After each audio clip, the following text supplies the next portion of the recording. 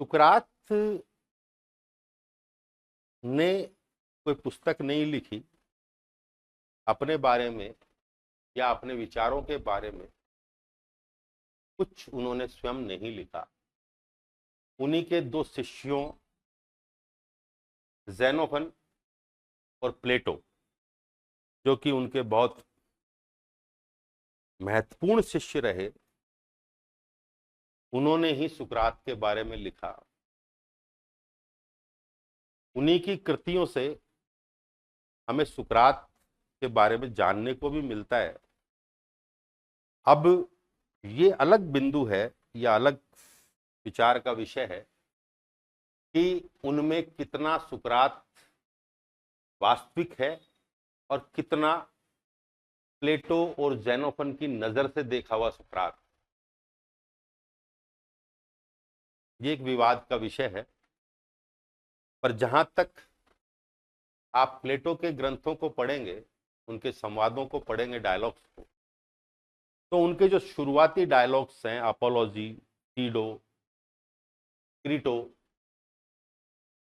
आदि में जो सुकरात दिखाई देता है, वो सुकरात को एक पात्र बनाते हैं और उसी में वही प्रश्नोत्तर प्रणाली के माध्यम से वाद विवाद चलता है, संवाद चलता है।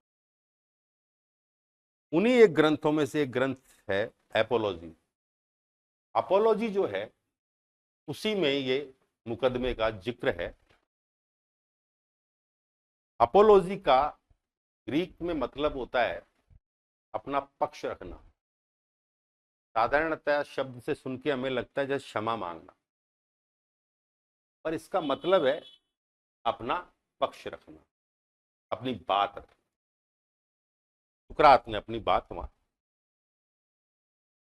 बड़ी जोरदार बात यह है कि सुकरात को ये कहा जूरी ने कि यार तुम हमें छोड़कर जाओ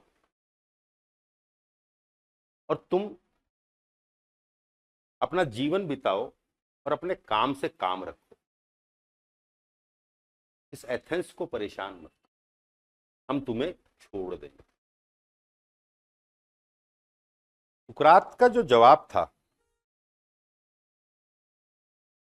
वो सुनकर आप हैरान रह जाएंगे कि सुकरात ने इस एपोलॉजी जो है, जो प्लेटो का ग्रंथ है, उस पर मैं अलग से एक वीडियो बनाऊंगा जब मैं बुक्स रिव्यू की बात करूंगा, अलग अलग बुक्स की विस्तार से, कि कुछ अंश वहां से अपन लेते हैं और बात करते हैं। बड़ी जोरदार बात थी कि मौत सामने खड़ी है और फिर भी सुकरात जो है अपनी बात पर अडिग है। जब जूरी ने कहा कि भाई तुम जाओ और अपने काम से काम रखो, तो सुकरात ने क्या कहा? सुकरात ने कहा कि यदि मैं कहूं कि यह दिव्य आदेश की अवहेलना होगी,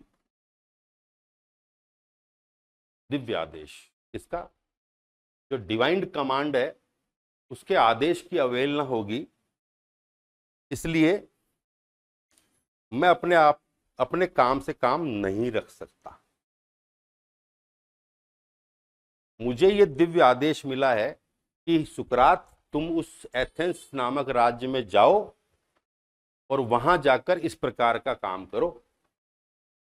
अब आप कह रहे हो कि तुम अपने काम से काम रखो, तो यदि मैं अपने काम से काम रखूंगा तो ये दिव्य आदेश की क्या होगी? अवहेलना होगी।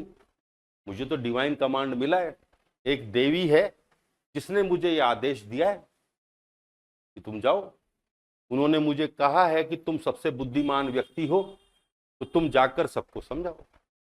अब मैं ये चेक कर रहा हूं कि क्या वाकई में सबसे बुद्धिमान हूं, तो मैं चेक करता हुआ घूमता हूं और देखता हूं, पूछता हूं लोगों से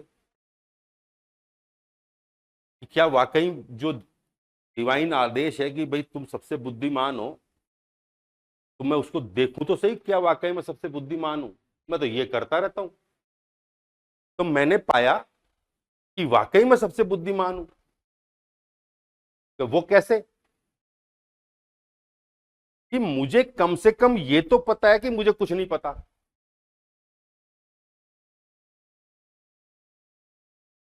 मुझे मेरे अज्ञान का ज्ञान है, ये मुझे पता है, पर ये अज्ञानी है, इनको तो ये भी पता नहीं, इसलिए मैं इनसे ज्यादा बुद्धिमान हूं। ये जूरी के सामने उन्होंने ये बात। अब ये बात का महत्व देखो कितना बड़ा है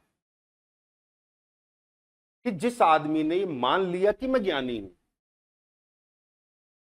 वो मानकर बैठे हैं कि वो ज्ञानी है, पर हकीकत में उन्हें अपने अज्ञान का ज्ञान ही नहीं।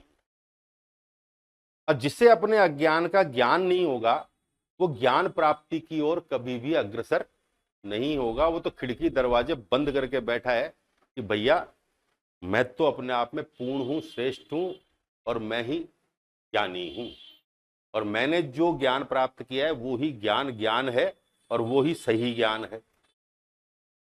यदि ये मान लूं तो फिर आने जाने के सारे दरवाजे बंद, और आत्मचिंतन के, आत्मनिरीक्षण के भी सारे दरवाजे बंद। तो सुकरात ने जूरी के सामने ये कहा।